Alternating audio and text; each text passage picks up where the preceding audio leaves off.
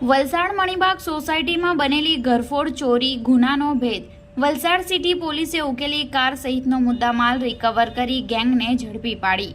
મંગળવારના 3 વાગ્યા દરમિયાન કરાયેલી કાર્યવાહી મુજબ વલસાડના મણિબાગ સોસાયટીમાં 29/4/2025 થી લઈને 30/4/2025 દરમિયાન એક ઘરમાં ચોરીની ઘટના બની હતી.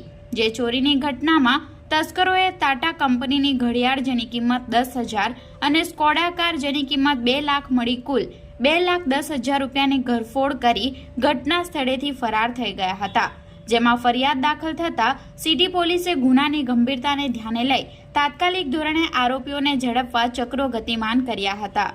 સિટી પોલીસની ટીમે ટેકનિકલ સર્વેલન્સ અને બાતમીદારોના આધારે તપાસ હાથ ધરતા બાતમી મળી હતી કે સ્કોડા રેપિડ કાર મંગલ સૈયદ શેખ રહે મુંબઈ મહારાષ્ટ્ર બોરીવલ્લી સબસ્ટેશન દિવાલ પાસે અંબરનાથ પૂર્વલાડી નાકા જિલ્લો થાણે મહારાષ્ટ્ર ખાતે સંતાડેલી છે.